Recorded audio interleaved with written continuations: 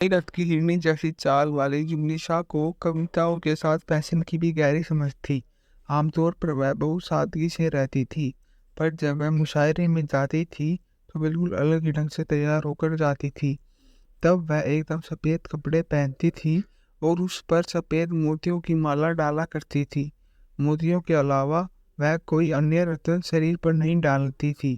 कहा जाता है कि जुबलिसा ने एक खास तरह की कुर्ती का डिज़ाइन खुद तैयार किया था, जो तुर्कमान में पहले जाने वाली कुर्ती से काफ़ी मिलती जुलती थी। उसे अनया कुर्ती कहा जाता था। एक बार जुमलिसा किसी मुशायरे में बुंदेलखंड गई थी तो उसकी नज़र वहाँ के महाराजा छत्रसल पर पड़ी। छत्रसल की वीरता के बारे में उसने पहले ही बहुत कुछ सुन रखा था। 4 मई 1649 को पैदा हुई महाराजा छत्रसाला बूंदीला का एक महाप्रतापी राजपूत योद्धा था। उसने मुगल बादशाह औरंगजेब को हराकर बुंदेलखंड में अपनी सत्तर बुंदेला राज्य की स्थापना की थी। जुमरेशा की नज़र मुशायरे में आए महाराजा छत्रसाल पर पड़ी तो वह उसे देखती ही रह गई। वह उसे देखती ही नहीं रह गई बल्कि उस वीर योद्धा की कदकटी और खूबसूरती पर उनका दिल आ गया। वह अपने दिल की बात सीधा महाराजा से कह नहीं सकती थी, इसलिए उसने उसे एक खत लिखा था। महाराजा का कोई जवाब आता उससे पहले ही ना जाने कैसे इस बात की जानकारी औरंगजेब को हो गई थी। जो आदमी हिंदुओं से इतनी नफरत करता रहा हो और जो हिंदू होने के अलावा उसका दुश्मन रहा हो, उससे उसकी बेटी प्यार करे, भला वह कैसे बर्दाश्त करता। महाराजा छत्रसाल बुंदेला से औरंगजेब की कट्टर दुश्मनी थी। धर्म के मामले में भी वह बेहद कट्टर था, इसलिए उसे यह कतई मंजूर नहीं था कि उसके परिवार का कोई भी सदस्य किसी हिंदू राज्य से संबंध रखे।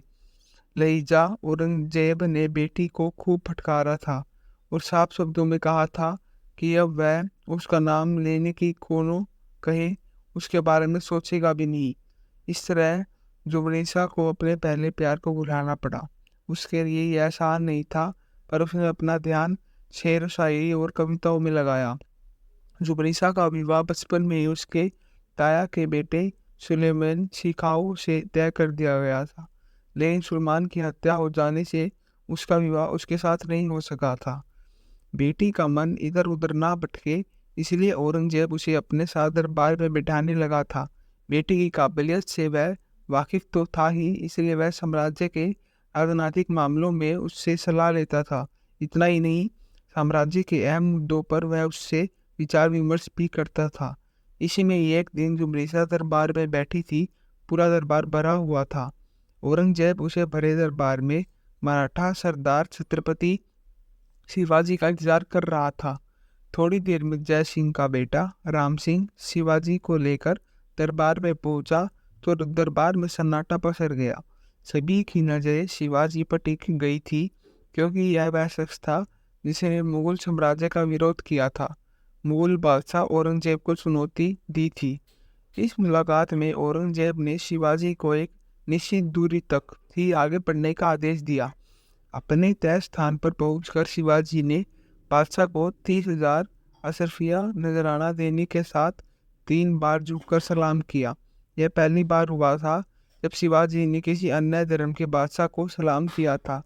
जय सिंह ने शिवाजी से कहा था कि दरबार में उन्हें पूरा सम्मान मिलेगा, उन्हें वहाँ ऊंचे ओहदे वालों के बीच बैठाया जाएगा। पर मुलाकात के बाद शिवाजी को निम्न ओहदों वाले के बीच बैठाया गया, जिससे शिवाजी ने खुद को अपमानित महसूस किया। वह जान गए कि उनके साथ यह व्यवहार जानबूझकर किया गया है। वह अपने इस अपमान को बर्दाश्त नहीं कर सके और इसके लिए उन्होंने बड़े दरबार में नाराजगी व्यक्त कर दी। शिवाजी के नाराजगी व्यक्त करते ही दरबार में हड़कंप मच गया। औरंगजेब ने राम सिंह को कहा कि वह शिवाजी को दरबार से बाहर ले जाए। यह सब दरबार में जीने पर्दे के पीछे बैठी शहजादी यमुना भी देख रही थी। शहजादी को शिवाजी के आने की खबर पहले ही मिल चुकी थी। शिवाजी के बहादुरी के किस्से उससे सुन रहे थे, इसीलिए उसे देखने की लालसा उसके मन में थी। उस समय शिवाजी 39 साल के थे और शायद जुबनेसा 27 साल की थी। दरबार में शिवाजी की निडरता और मर्दाना सुंदरता देखकर वह उनसे प्रभावित तो हो गई, उनकी ओर आकर्षित भी हुई। यह वजह थी कि उसने एक बार फिर अपने आवाज़ से शिवाजी को दरबार में बुलाने को कहा। बादशाह मान भी गया। इस बार शिवाजी को दरबार में आने का संदेश जयवनुषा ने खुद भेजा। शिवाजी आए तो पर इस बार उन्होंने बादशाह को सलाम नहीं किया। उन्होंने कहा कि वह एक शहजादे के रूप में पैदा हुए हैं, इसलिए वह गुलामों की तरह व्यवहार नहीं कर सकते। इतना कहकर शिवाजी ने बादशाह के सिंहासन की ओर पीठ कर ली। यह बात औरंगजेब को बहुत ही रागपूर्वक गुजारी। वह कोई क्रूर आदेश देने ही वाला था कि शिवाजी ने कहा, मैं अपने आत्मसम्मान और मर्यादा के साथ कोई समझौता नहीं कर सकता, भले ही मेरी जान क्यों ना चली जाए। औरंगजेब का चेहरा गुस्से से तमतपा उठा। उसने अपने सिपालसर फुरत खान को आदेश दिया, शिवाजी को कैद करके नजरबंद कर दो, इन पर सख्त पहरा बैठा दो। शिवाजी को नजरबंद कर दिया गया। उनकी कोठरी के सामने सख्त पहरा था। इसके बावजूद वह औरंगजेब के सिपासलरों को चकमा देकर फरार हो गई। कहा जाता है कि शिवाजी को फरार होने में जयवनुषा ने मदद की थी।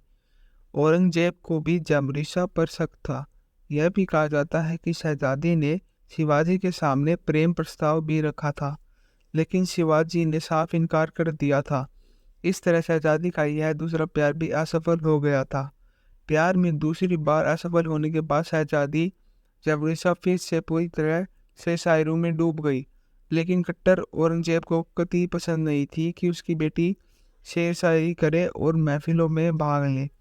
उसकी लिखी शेर शायरी मर्दों की नज़रों के सामने पड़ी जाए और वे जयवनुषा से प्रभावित होकर उसकी ओर खींची चली आई। लिहाजा जयवनुषा पर शेर शायरी लिखने पर सख्त पाबंदी लगा दी गई थी। एक और अब्बा हजूर का हुक्म और दूसरी ओर जयवनुषा का शेर शायरी से लगाव। इस बात को लेकर दिल और दिमाग में जंग चलती रही। इन पाबंदियों से जयवनुषा का दम घुटने लगा था, लेकिन कलम उसका साथ दे रही थी। वह मन की घुटन वह कलम से कागज पर उतार देती थी, इसलिए उसकी घुटन नासूर नहीं बन पाई। वह नाम बदलकर लिखती रही और मुशायरे महफिलों में जाने का सिलसिला बदस्तूर जारी रहा। कलम अपनी गति से चलती रही और मन का गुबर कागज पर उतरता रहा। महफिलों में किसी को पता नहीं चल पाता था कि यह नौजवान खूबसूरत कमीशीन सी दिखने वाली शायरा जितनी खूबसूरत और सनकी से बुलंद आवाज में नीचे पड़ रही है, वह दिल्ली के बादशाह मुफ्तीन औरंगजेब अजमेर की बेटी है। उसके कोमल गालों में पड़ी मोतियों की माला उसकी खूबसूरती को और बढ़ा देती थी।